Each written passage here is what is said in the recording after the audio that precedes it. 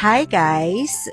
So, sa video na to, ituturo ko sa inyo kung paano kayo mag-a-apply doon sa isa sa mga agencies na sinishare ko where you can look for work from home jobs, which is the Remote Staff PH. So, para ma-access nyo yung link na yon, go to my TikTok profile. Ito po yung TikTok profile ko. Visit lang kayo and then i-click nyo lang tong link sa aking bio.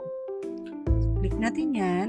Bas ito guys, scroll down lang kayo ng very light and i-click nyo tong permanent work from home jobs. Apply here.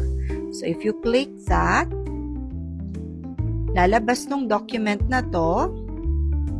This is where you're going to find the different list of agencies that I usually share here in my TikTok.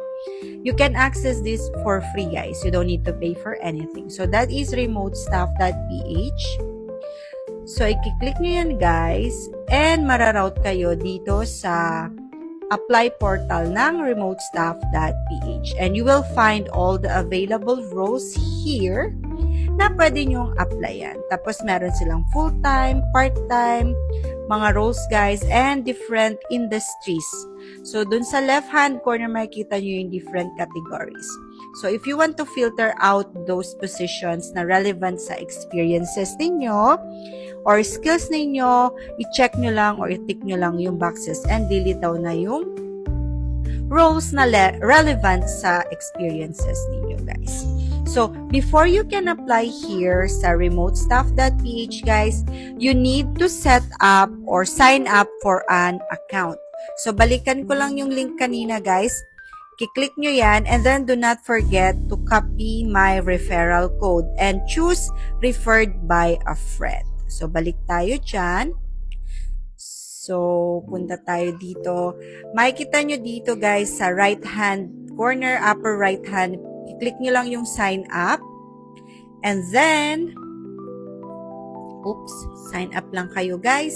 Then, lalabas na to. You just need to complete the information here na hinihingi. And do not forget to upload your updated resume. Either docx or PDF. Pwede yan. And do not forget guys, referred by a friend. Then you can put my referral link here. Once you have completed your profile, you can start applying for a job. So kapag nakapag-browse na kayo ng roles here, guys, you just need to click the positions na gusto ninyong applyan. Tapos, meron ditong nakalagay yung mga qualifications and responsibilities na kailangan ninyong gawin or kumbaga part yung mga tasks na gagawin ninyo. And makikita nyo naman here yung skills and experiences na nire-require. So as I've mentioned guys sa mga previous lives ko, you can always apply even if you don't have the exact job role experience or if you don't have any VA experience, for as long as pasok yung skills nyo and experience nyo or qualifications, pwede kayong mag-apply. So, i-click nyo lang yung apply now na button and sign up or sign in to doon sa account na ginawa ninyo para makapag-apply kayo. Ito yung magiging itsura guys kapag nakapag-sign up na kayo ng profile nyo with Remote Staff. So, kailangan nyo lang kumpletuhin yung mga hinihinging information and you also need to upload a voice recording and confirm the different agreements here na provided dito sa Staff Overview tab. And kailangan nyo lang i-fill in yung mga information dyan and kapag nag-apply kayo guys, makikita ninyo yung mga position na in-applyan nyo here.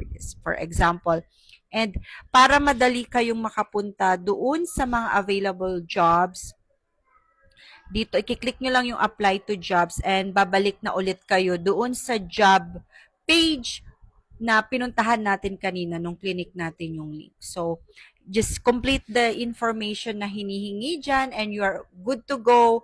Makakapag-apply na kayo for different jobs na gusto nyong applyan.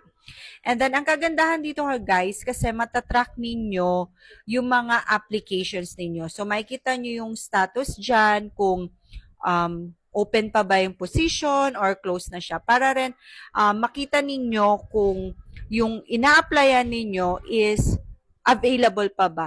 And you will also be notified just in case you are qualified for the role.